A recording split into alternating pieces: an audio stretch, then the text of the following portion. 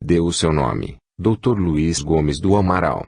O Sr. Arnaldo Amadei, encerrando a sessão, fez uma rápida prece, enquanto o médium, já em estado consciente, falava alto: "Não suporto mais."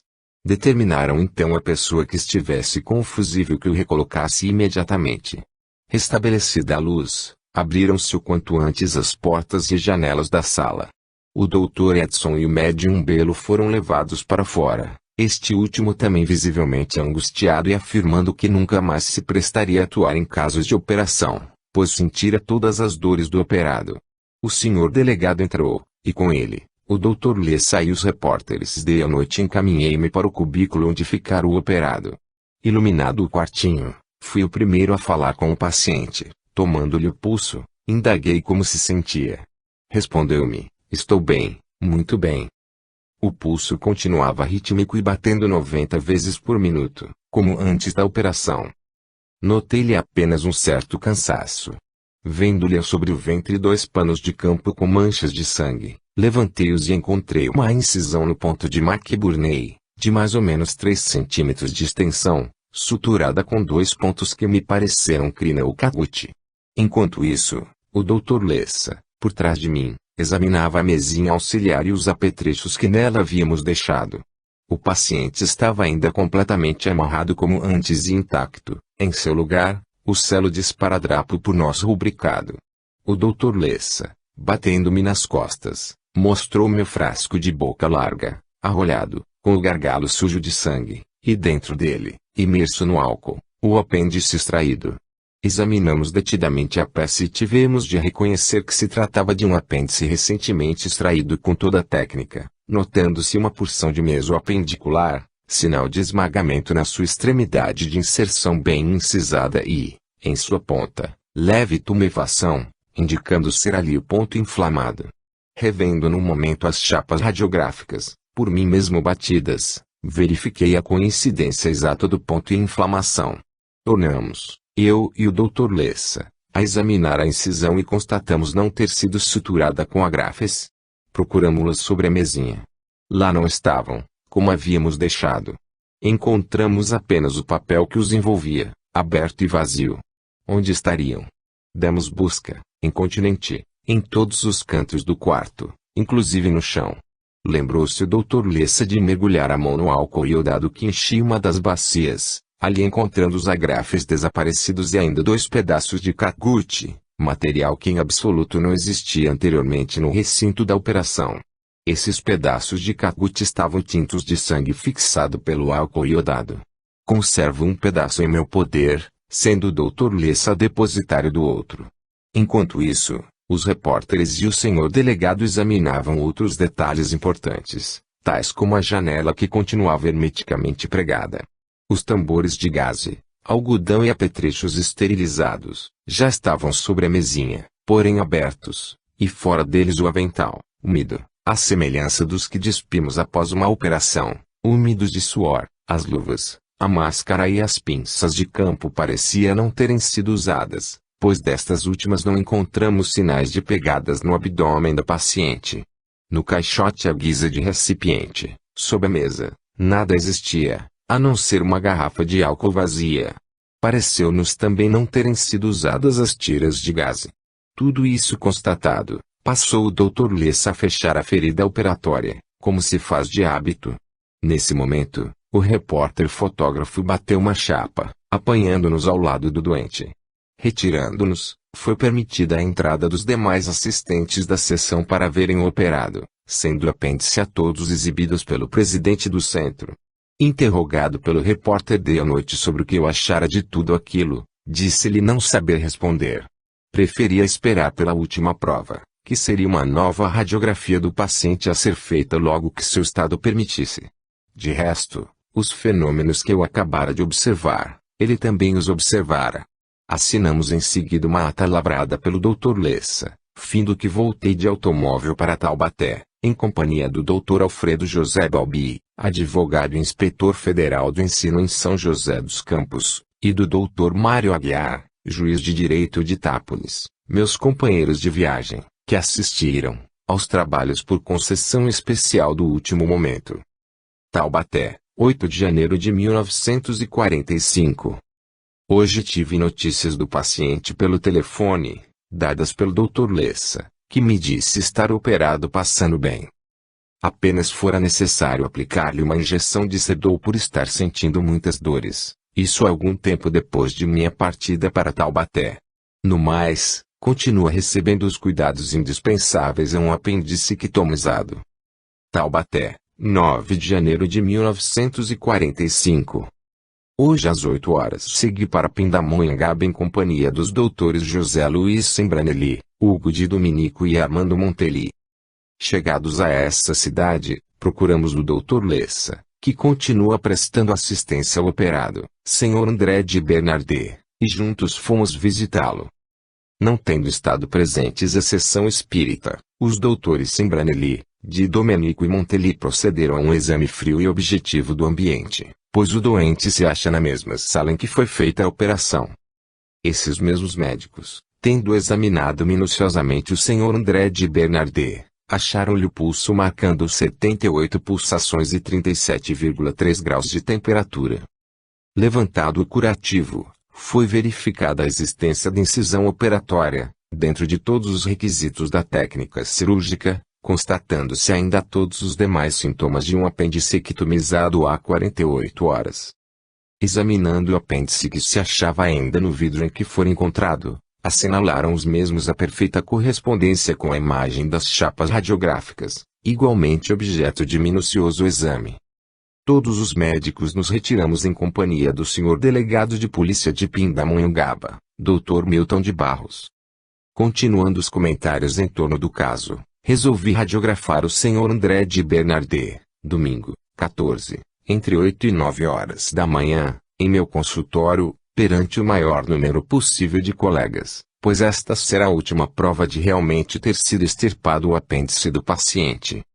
Levantada pelo Dr. Hugo de Domenico a possibilidade de trazerem as novas chapas à imagem desse apêndice, respondeu o Dr. Milton de Barros que então se instaurará inquérito, pois passará o caso à alçada policial.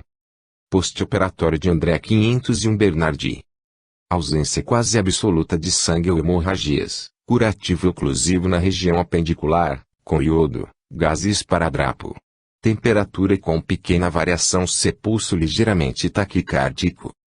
Dia seguinte, 7 de janeiro, o doente continuou a passar bem, sem outros sintomas.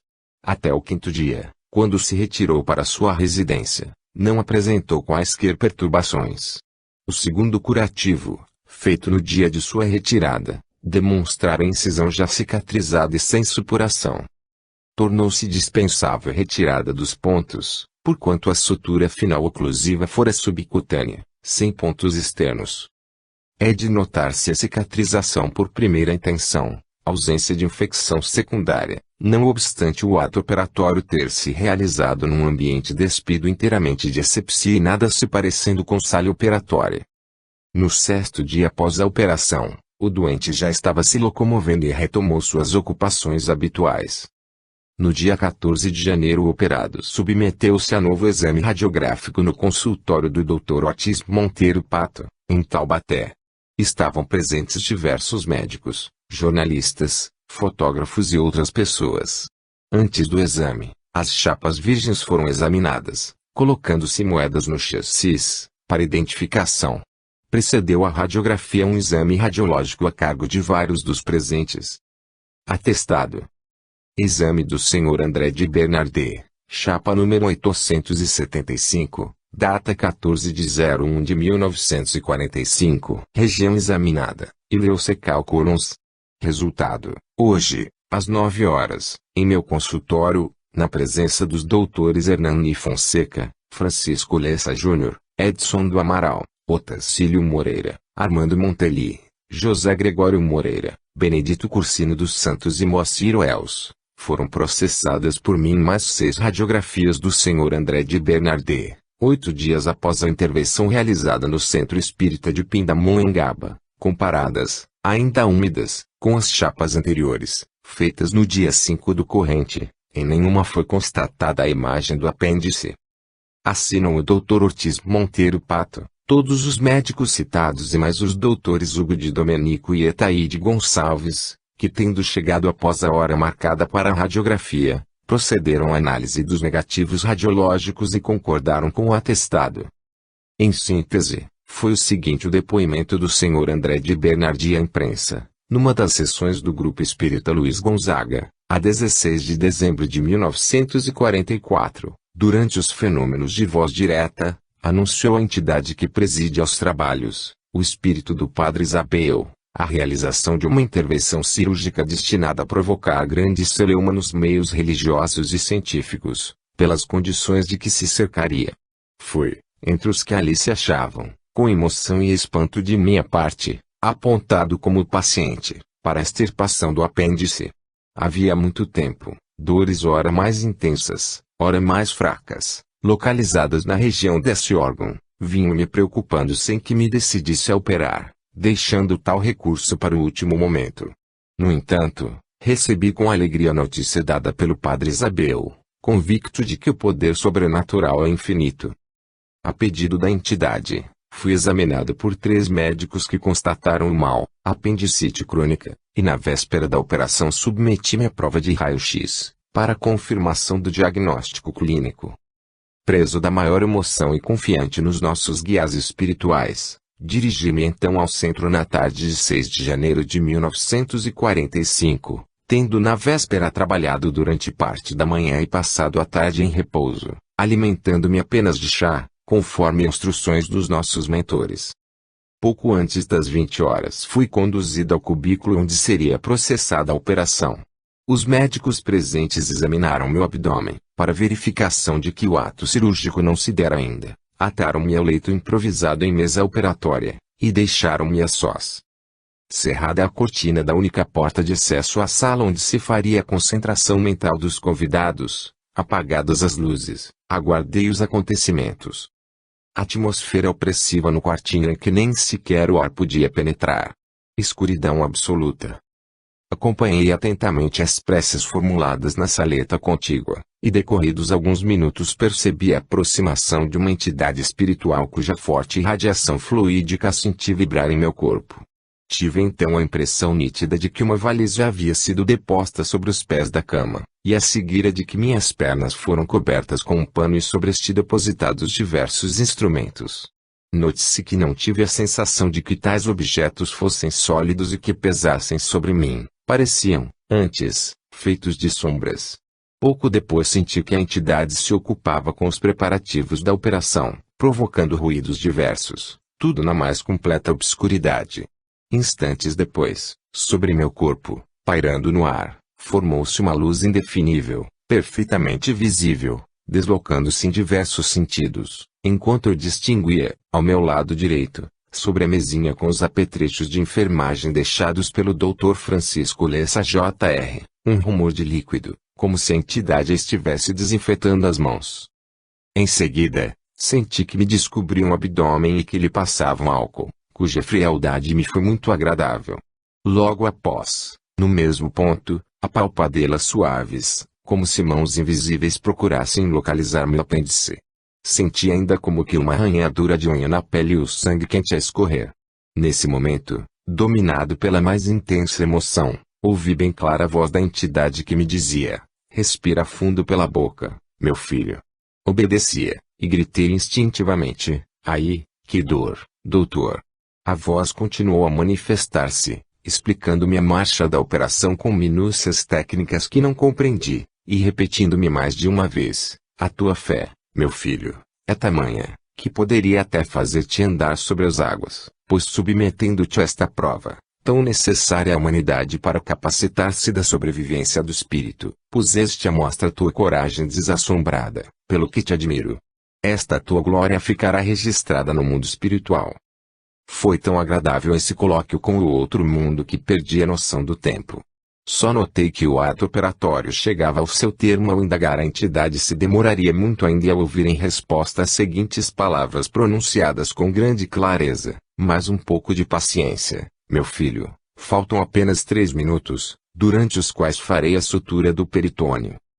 E após uma pausa, ouvi estas palavras finais: filho, Com a tua fé e com a graça de Deus está terminada a operação. Resta-me lavar as mãos, porque com elas tintas de sangue não poderei desmaterializar-me. Por 3 vezes a lâmpada vermelha que ficara desligada à disposição da entidade, acendeu-se e apagou-se. Por último, dirigiu-se meu operador aos presentes por incorporação, anunciando o fim dos trabalhos e prescrevendo cuidados a meu respeito. As suas palavras de despedida, dominou-me a impressão de que se fizera um vazio no quarto, onde novamente me sentia sós. Acesas as luzes, fui encontrado como me haviam deixado, a janela pregada com sarrafos, como no início da sessão. Após minucioso exame, concluíram os médicos que eu acabara de ser operado segundo todos os requisitos da moderna técnica cirúrgica, encontrando-se a peça extraída num vidro sobre a mesinha.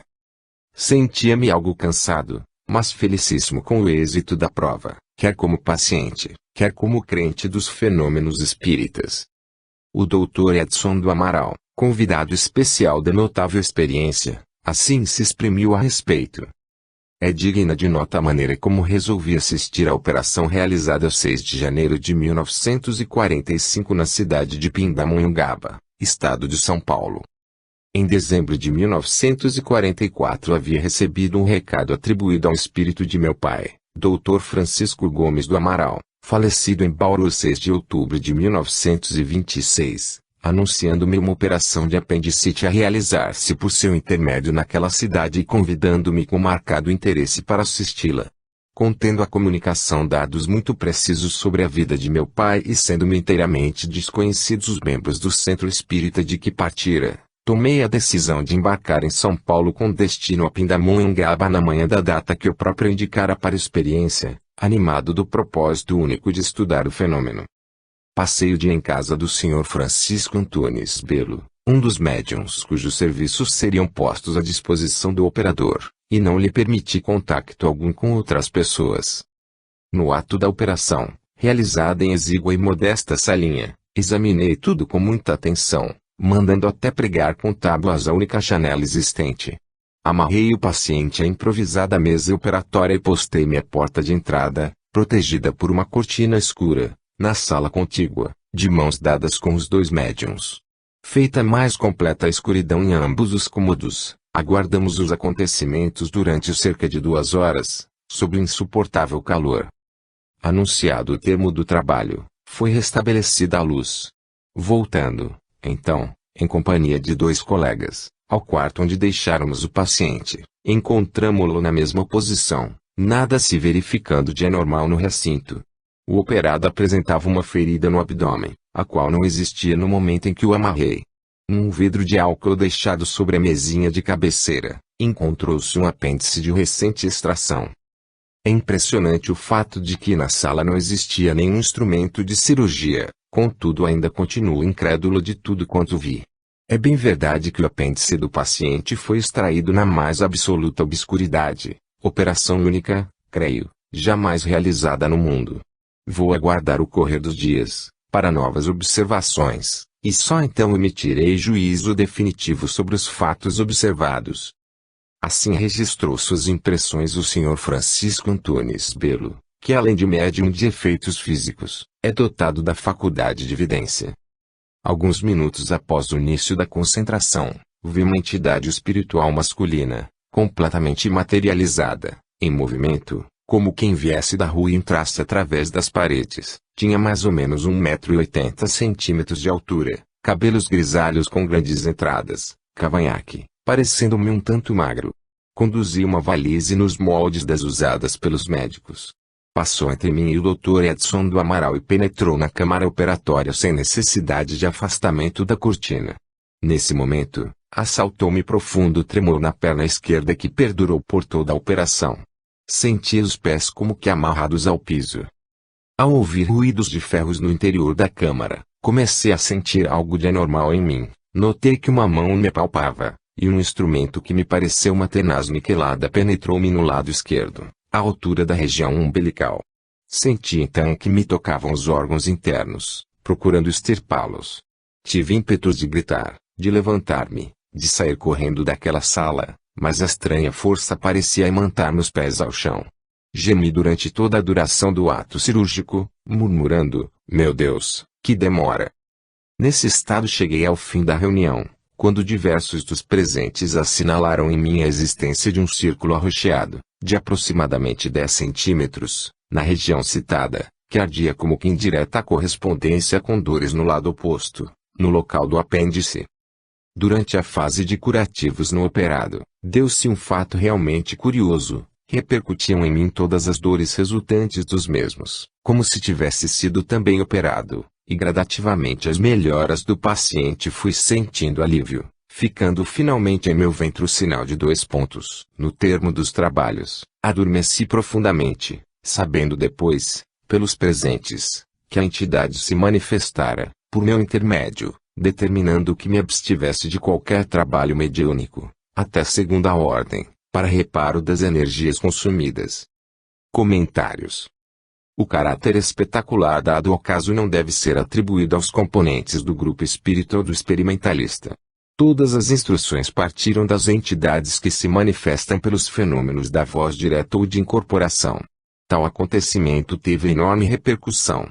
Vários dos principais órgãos da imprensa do país e alguns do estrangeiro noticiaram o fato com grande destaque. A atenção geral voltou-se para o extraordinário fenômeno. Controvérsias apaixonadas se travaram. Talvez fosse esse o objetivo da encenação planejada: focalizar fatos capazes de abrir caminho para uma filosofia satisfatória da vida. Negar o fato não é possível. Para os que desejam formular hipóteses, os relatórios e notas reproduzidos fornecem elementos necessários.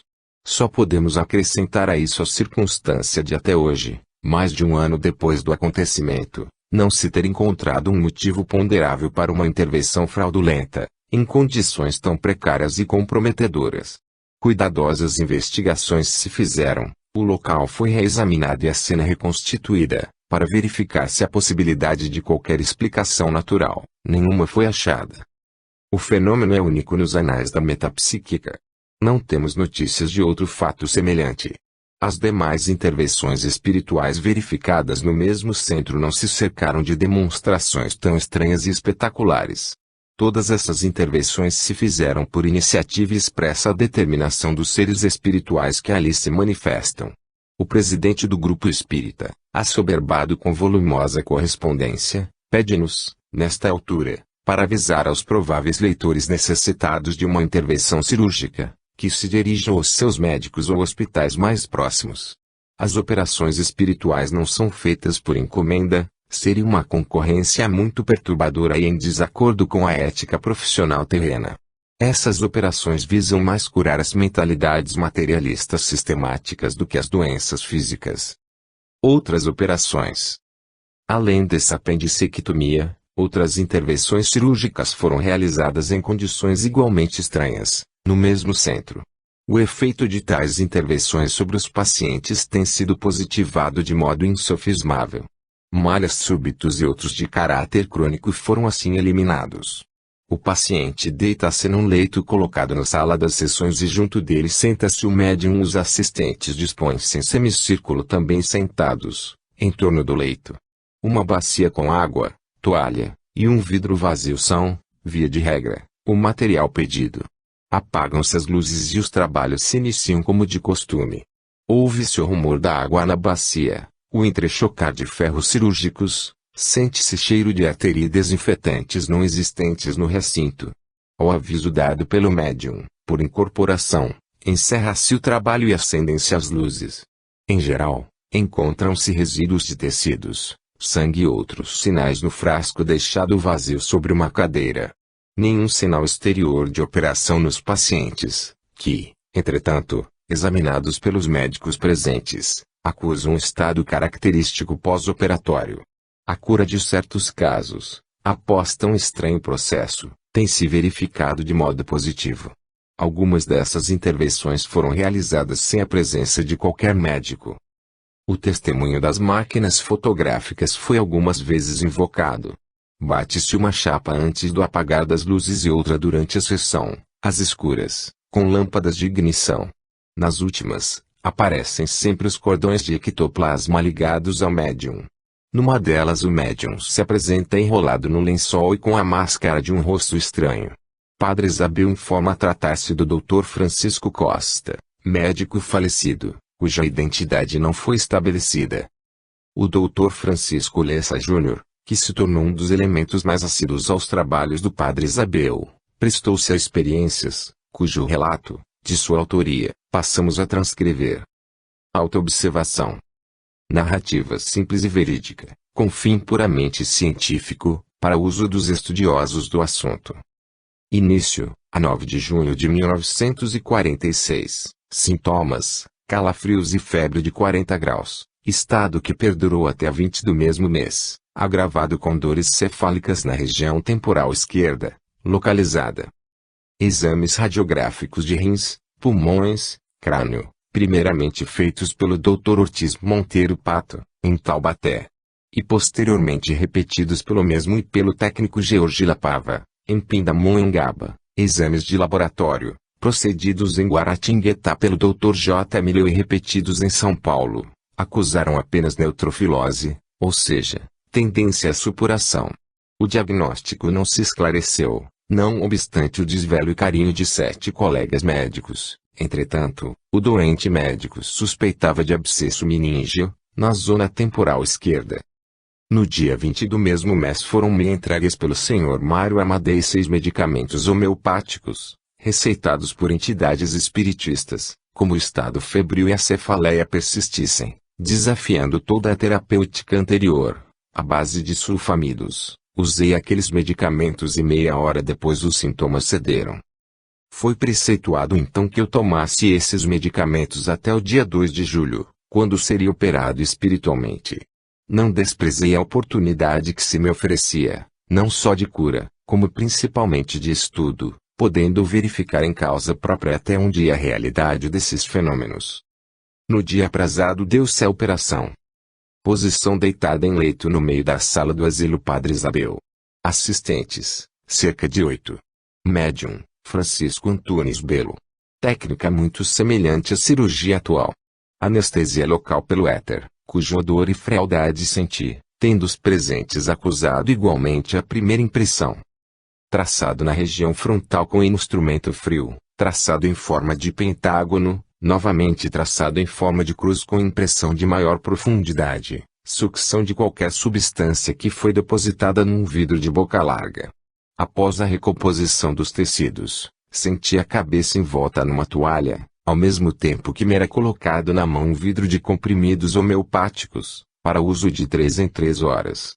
Durante estes acontecimentos, eu percebia, junto a mim, movimentando-se, um vulto alto, com antebraços um tanto fosforescentes, tentando por vezes apalpar o vulto ou segurar-lhe as mãos. Não o consegui, pois o mesmo parecia imaterial. Terminados os trabalhos, a dor na região temporal ainda persistiu ligeiramente durante alguns dias, para cessar definitivamente ao tomar eu o último comprimido homeopático. Foram tiradas fotografias durante os trabalhos. Esta narração simples e desapaixonada tem fins meramente científicos. Aí fica com absoluta sinceridade a súmula dos fatos para explicação dos estudiosos, dos que se sentirem capacitados, à luz da ciência, para interpretar semelhantes fenômenos. Nenhum outro médico estava presente nessa sessão. É de se notar a técnica operatória, a sensação de corte mais profundo e de recomposição dos tecidos, sem deixar qualquer vestígio exterior. Essas observações são muito evidenciais, se considerarmos a mentalidade prática, positiva e nada sugestionável do observador. A luminescência do vulto e as tentativas inúteis para tocá-lo são também fatos que não comportam uma explicação normal. O paciente, apesar de vir acompanhando desde as sessões iniciais as experiências metapsíquicas do grupo, não recorreu a esse estranho meio de tratamento ao sentir-se mal. A experiência com os medicamentos homeopáticos, após 11 dias de dores contínuas, seguiu ao esgotamento de todos os recursos da medicina terrena. A ação rápida desses remédios, demonstrando a possibilidade de cura por tais meios, despertou viva curiosidade no espírito investigador do médico, contribuindo para que tomasse a resolução de submeter-se à prova. Seu testemunho de médico paciente e observador tem especial significação para os estudiosos dos fatos metapsíquicos. A segunda intervenção, cuja fotografia reproduzimos, realizou-se na ausência de qualquer médico. O paciente, Sr. Guido Brandão Scaciota, membro do grupo espírita inicial, sofrendo há muito tempo de moléstia do estômago e intestinos, em cujo tratamento empregou em vão todos os recursos disponíveis, declara-se radicalmente curado após a intervenção feita nas condições narradas. Algumas outras operações têm sido realizadas sem deixar marcas externas, mas com efeitos positivos de cura, segundo informam os pacientes. Controle do Padre Isabel. Segunda fase. Em fevereiro de 1945, após a rumorosa operação, outros elementos incorporaram-se ao grupo de observadores. Os fenômenos anteriormente relatados repetiram-se várias vezes em sessões posteriores. Outros fatos de maior valor evidencial ocorreram. Ação sobre a matéria. Após dialogar com vários dos presentes em voz direta, passeando pela sala escura, como de costume, sem o menor ruído, Padre Isabel entregou ao diretor dos trabalhos um objeto oblongo que, pelo tato, foi identificado como sendo uma pedra de afiar. Essa pedra foi passada a todos os presentes, examinada e em seguida devolvida ao Padre Isabel. Ouviram-se fortes batidas na mesa e logo depois o Padre Isabel anunciou um desastre. A pedra partira-se ao meio. Ordenou então que se interrompesse a sessão e se fotografasse a pedra. Feito isso, meia hora depois nova sessão foi iniciada, segundo o processo habitual. Logo após a prece, ouviu-se a voz do Padre Isabel comunicando a restauração da pedra. Encerrado o trabalho, encontrou-se na verdade a pedra em perfeito estado, sendo então feita nova fotografia. Nenhum sinal se nota no ponto onde se dera a ruptura, somente uma falha no rótulo colado à pedra serve de elemento de identificação. Noutra sessão, disse ele que os discos já se achavam muito usados, sendo necessário substituí-los. Declarou que ia quebrar um deles e logo retificou, ia, ao contrário, enrolá-lo. Imediatamente entregou a um dos presentes um dos velhos e conhecidos discos, enrolado como se vê na prova fotográfica.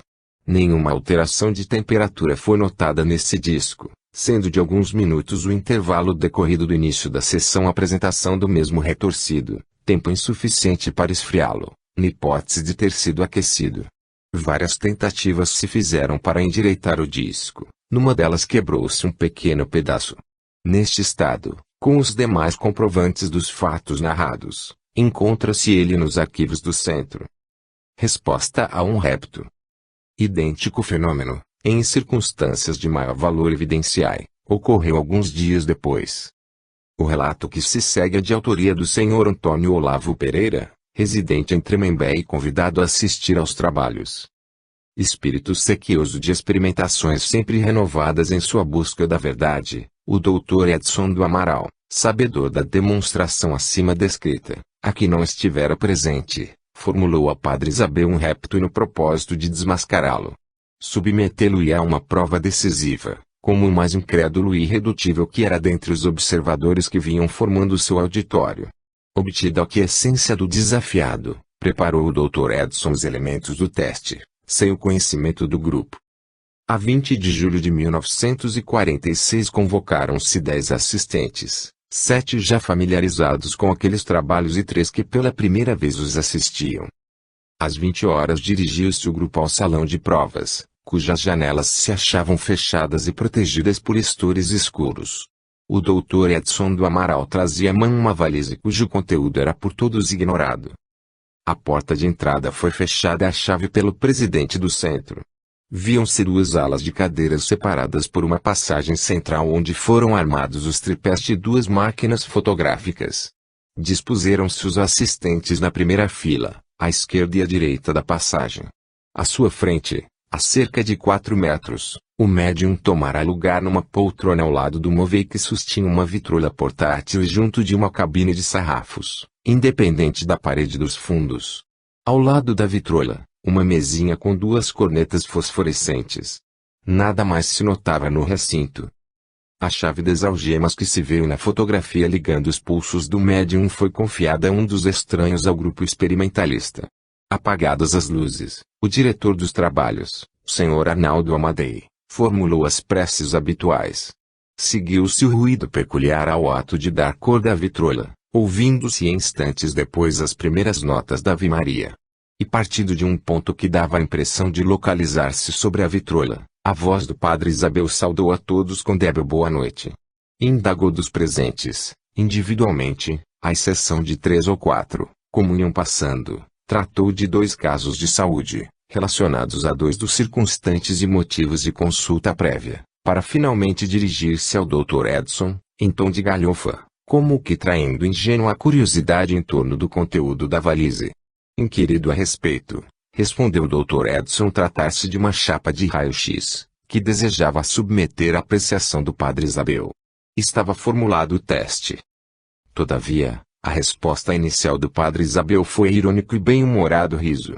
Voltando-se para um dos observadores a quem estava afeta a parte do controle fotográfico, dirigiu-lhe o seguinte comentário: chapa de raio-x, em R. E prosseguindo, sempre, em tom de bom humor, você já viu um tiro sair pela culatra, R. Já viu alguém matar um coelho com 2 cajadadas? E riu-se alegremente. Voltando-se de novo para o Dr. Edson, disse-lhe o padre Isabel: traga-me sua chapa de raio-x, Edson. Você verá o que farei com ela.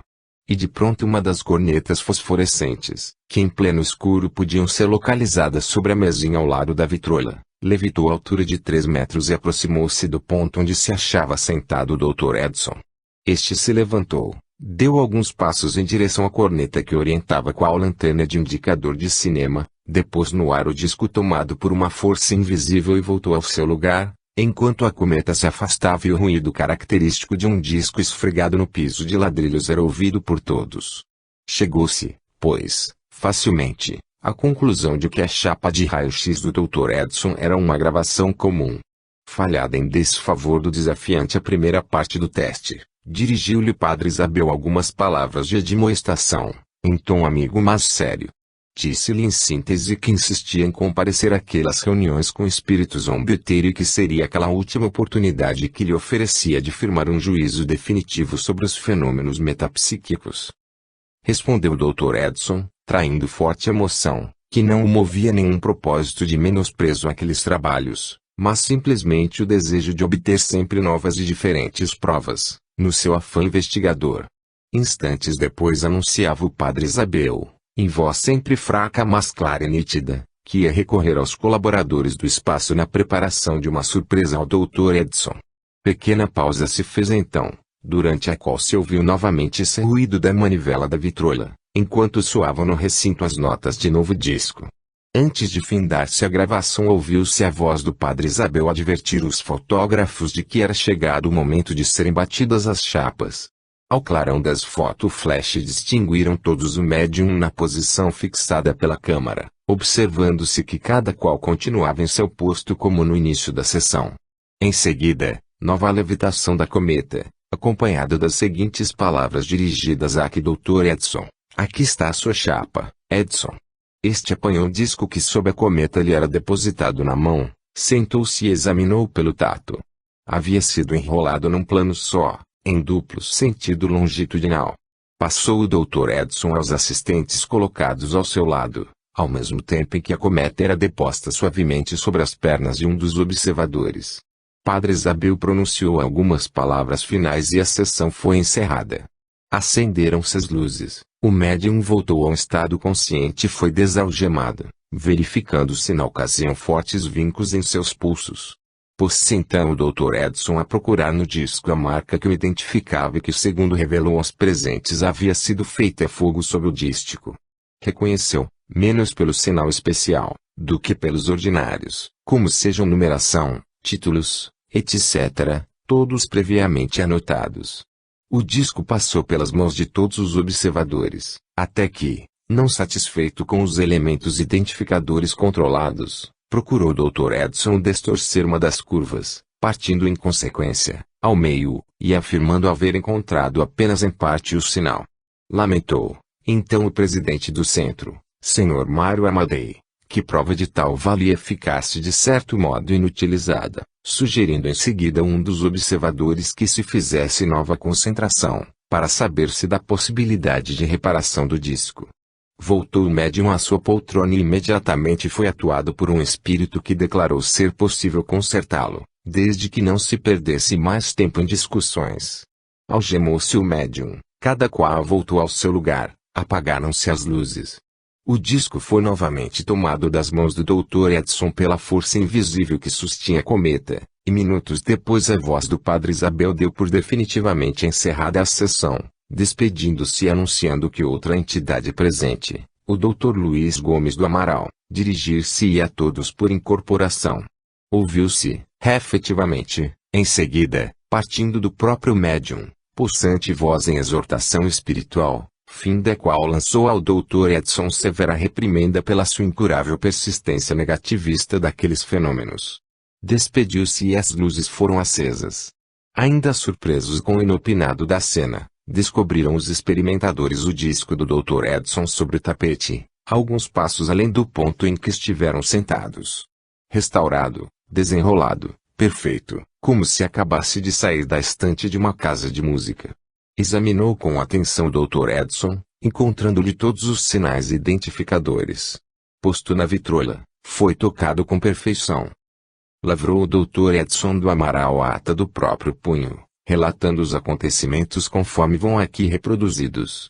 Deu o seu testemunho de que o disco enrolado, depois partido interiormente e posto em condições de ser tocado, era o mesmo conduzido por ele à sessão na valise com que penetrara no auditório. Os fatos acima não comportam qualquer explicação normal. Seria impossível, por meios fraudulentos, torcer o disco a frio e com a presteza assinalada. Muito mais difícil seria restaurá-lo com a perfeição que se observou. Transportes. Em determinada sessão, revistado e algemado, o médium pôs-se em condições de trabalho vestindo apenas um pijama. Examinada minuciosamente a sala, como de costume, fechadas portas e janelas, logo após o apagar das luzes ouviu-se o ruído da queda de um objeto no centro da sala. A voz do Padre Isabel ecoou, anunciando tratar-se de uma pedra e uma mão de luva de senhora, transportadas de São Paulo e ali atiradas. Esses objetos deveriam ser devolvidos ao Dr. C.G.S. Chalders, o velho professor, veterano e bem conhecido experimentador de metapsíquica que há muito se dedica à causa altruística de demonstrar ao homem a sobrevivência da alma. Os objetos encontrados depois da sessão no ponto em que haviam caído, foram enviados ao Dr. Chalders, que confirmou o transporte em cartas de que transcrevemos alguns tópicos. Realizo aos sábados, na Federação Espírita de São Paulo, sessões de metapsíquica. Nessas sessões, constantemente recebo objetos psíquicos, como sejam flores, seixos rolados, perfumes, etc. Entre esses objetos materiais, recebi, faz já muito tempo, um pedaço de granito, pesando talvez meio quilo. Tinha essa pedra guardada num armário existente na sala onde se realizam as sessões, e isto sem maior interesse para mim. Numa das sessões realizadas o ano passado, uma senhora assistente deixou esquecida uma mão de luva. Como a dona não aparecesse, guardei-a no armário junto com a tal pedra. Eu não havia dado pela falta desses objetos, pois estavam ali esquecidos, sem nenhum interesse para mim. Só quando abri a caixinha, com a pedra e a luva que lhe haviam sido remetidas, reconheci os objetos, verificando que lá não mais se achavam. Trata-se de um caso verídico de transporte. Para mim, esse transporte é um caso comezinho, pois tenho assistido a centenas, sem nenhum exagero. Noutra ocasião, o Padre Isabel, grande encenador, prepara uma sessão macabra. Apagadas as luzes, anuncia-lhe o irmão esqueleto. Ouve-se um entrechocar de ossos.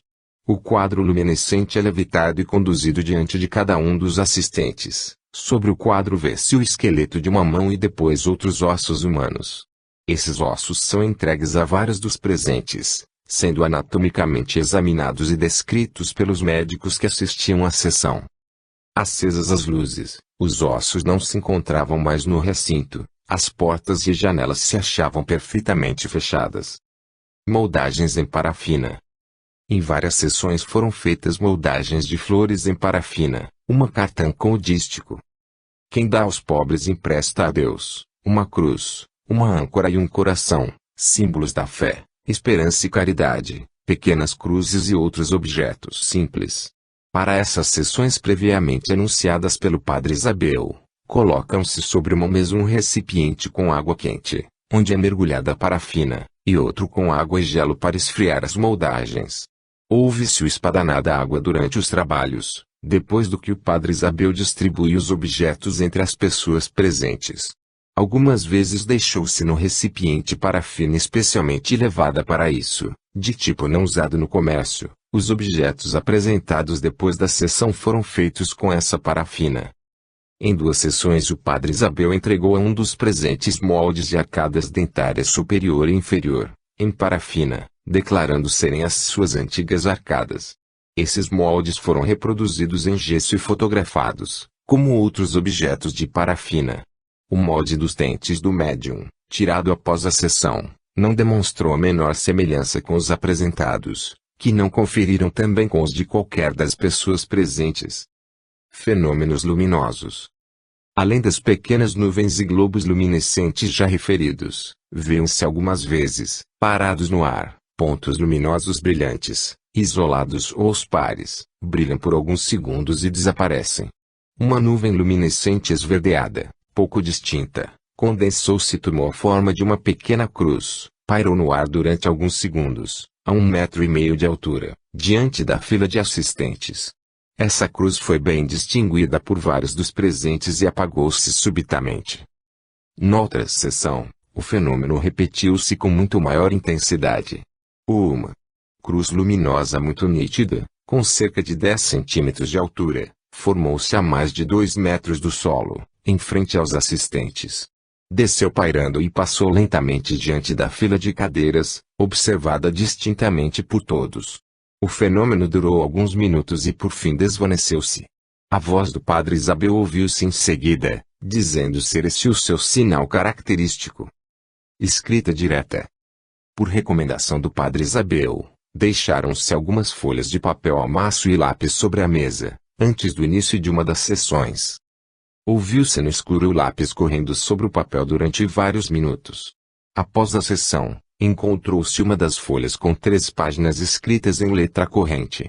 As linhas da escrita seguiam rigorosamente as pautas do papel, sem o menor desvio. A folha continha o regulamento do abrigo Padre Isabel, em construção em Pindamonhangaba a seu pedido e sob sua orientação. Em suas palestras de voz direta Padre Isabel demonstra o maior interesse por essa e outras obras de caridade que vem promovendo em diferentes lugares. Diz realizar, como penitência, o que em vida deixara de fazer na terra. Materializações. Os primeiros fenômenos de materialização deram-se no escuro e foram perceptíveis apenas pelo tato. Toques de mãos estranhas nos ombros, joelhos e mãos dos assistentes. Apertos de mão e amistosas batidas de mão esquerda sobre a destra dos presentes. Em certas ocasiões tomou-se o pulso da forma materializada para a contagem das pulsações. O Dr. Francisco Lessa Júnior objetou que um pulso faria supor um coração. A sua mão foi então apoiada sobre um peito, que acusou batidas cardíacas normais. As mãos tinham, via de regra, temperatura normal, algumas vezes eram muito frias. Uma quadro luminescente, medindo aproximadamente 20 x 30 centímetros, foi várias vezes levitado e trazido até as proximidades de alguns dos assistentes. Diante desse quadro apresentava-se a mão, o rosto e a cabeça da forma materializada. Certa vez as mãos materializadas tomaram as do Dr. Raul Guizard e conduziram-no para junto do médium. Aí o Dr. Raul tocou nos braços e nas algemas deste, enquanto sentia no seu próprio braço a pressão das mãos que o conduziram.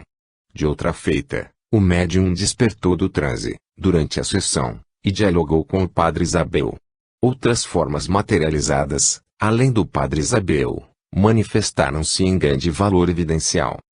Repetida, certa vez, com um dos presentes, à prova do aperto de mão, alvitrou o Padre Isabel, em tom de pilhéria, que o circunstante procurasse o braço cuja mão apertava.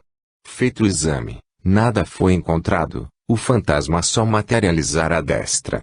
Noutra sessão, materializado de corpo inteiro, foi chamado ao centro da sala um dos experimentadores, que tocou na sotaina macia e em partes diferentes do corpo do padre Isabel.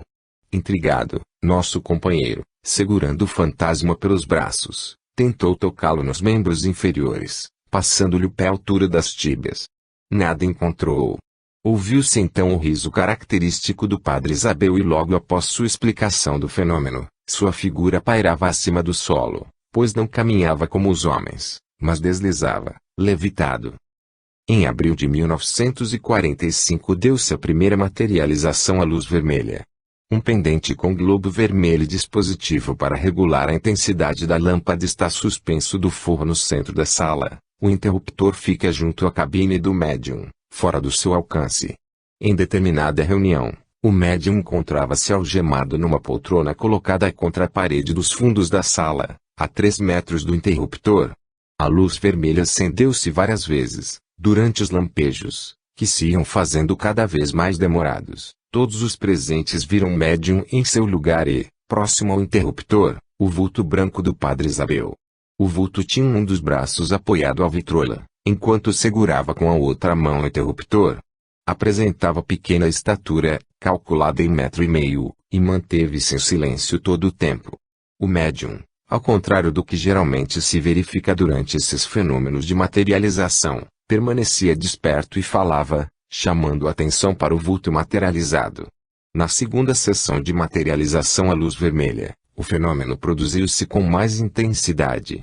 O médium achava-se então algemado e acorrentado numa cadeira, no interior da cabine. Durante mais de 30 segundos a luz permaneceu acesa e a maioria dos presentes viu contra a cortina escura o vulto branco do fantasma. Alguns nada viram senão o fundo formado pela cortina e pela vitrola. A voz do padre Isabel pediu concentração mental de todos os presentes para ajudá-lo a afastar-se da cabine. Todos viram então o vulto luminescente avançar, deslizante, para o lado direito da fila de observadores. A forma tornou-se bem nítida, apresentando, desta vez, compleição bem mais robusta que a do médium. Era mais alto, apesar de ligeiramente arcado. Os observadores mais próximos distinguiram bem sua fisionomia. As descrições foram acordes. A fisionomia distinguida não se confundia com a de nenhum dos presentes. Ampla veste branca, guarnecida de largas mangas, envolvia a figura. Difícil confundir com gases ou outros tecidos materiais o aspecto luminescente e seminebuloso do fantasma. Isso se tornou ainda mais evidente na sessão seguinte.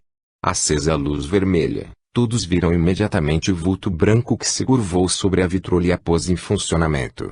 Em seguida, deu a volta à sala, parando diante de cada assistente e dando-lhe um aperto de mão.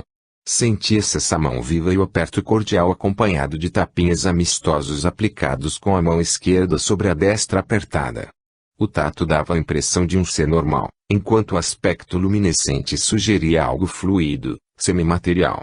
Vários minutos decorreram assim, havendo tempo suficiente para que cada observador atentasse refletidamente no fantasma e em si próprio.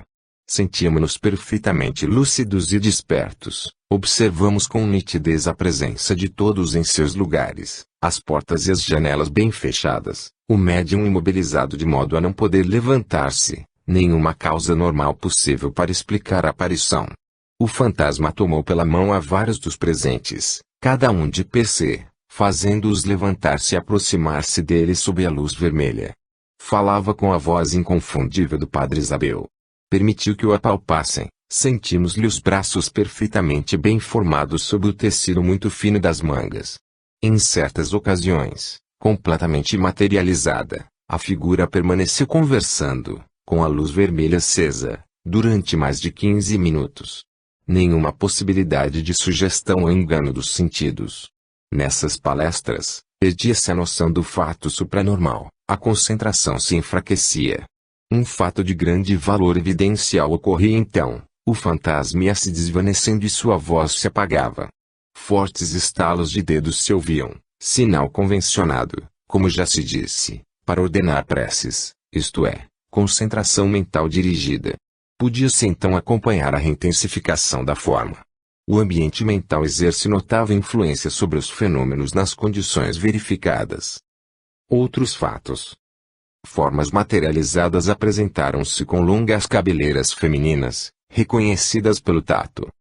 Encontraram-se mechas de cabelos, materializadas. Após a sessão, as cabeleiras tocadas não foram encontradas no recinto. Impressões digitais de mão feminina apareceram sobre um papel branco. Embora tais impressões não pertencessem a nenhum dos presentes, não se cuidou de identificação. Às vezes uma gaita, deixada sobre a mesa antes da sessão, tocava longas músicas sacras. Branner era o nome do amigo músico que assim nos exibia suas habilidades. Fotografias. Realizou-se uma série de sessões com o fito expresso de se obterem fotografias evidenciais. 2 máquinas fotográficas eram armadas em tripé junto a uma das paredes da sala e focalizadas sobre o médium. Este se sentava algemado de mãos e pés, com as algemas dos pés presas à cadeira por uma barra de ferro. O fundo era formado com uma cortina de pano preto. A sessão iniciava-se como de costume, ficando as objetivas das máquinas fotográficas abertas, depois de apagadas as luzes.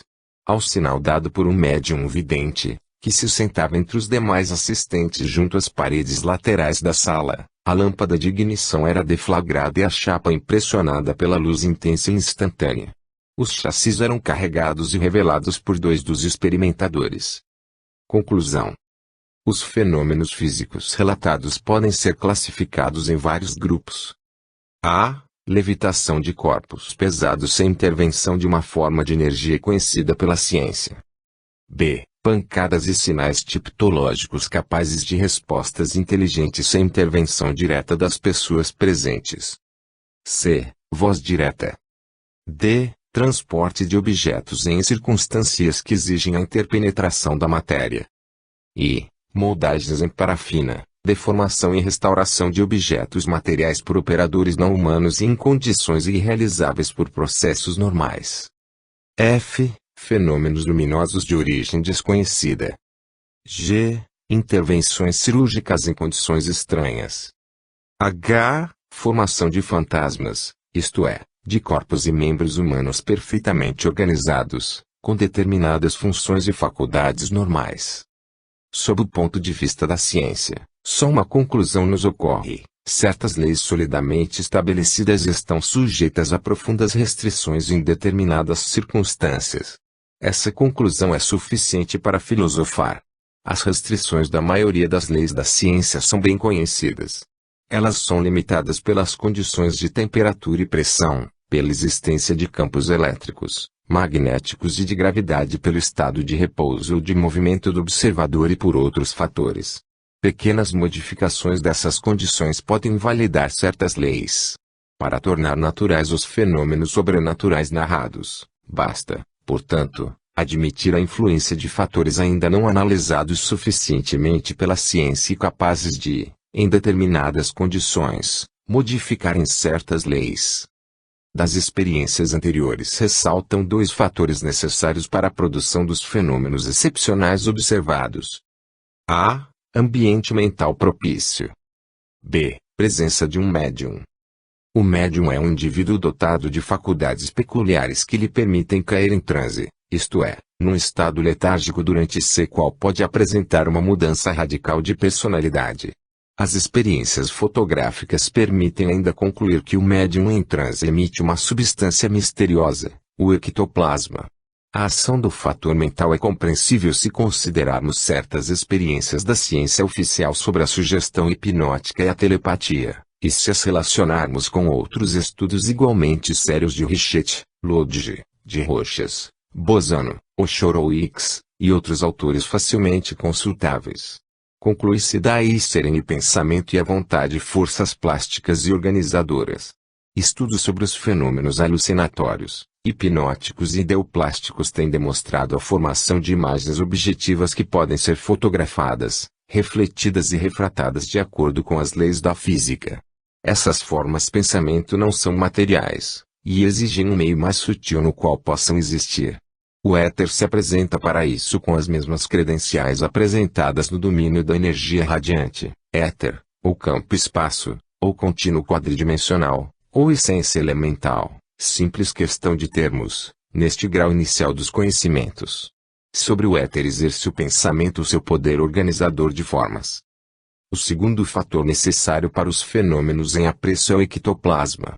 Observações sobre essa misteriosa substância foram feitas por Jenkins Singh, de Rochas, Richet e um grupo de físicos, e outros cientistas. Essas experiências demonstram ser o ectoplasma uma substância fotografável e sensível à luz, que age sobre ele como um solvente, toma formas variáveis e tem movimentos próprios. Foi tocado e pesado. Tem a propriedade estranha de ser sensível ao pensamento.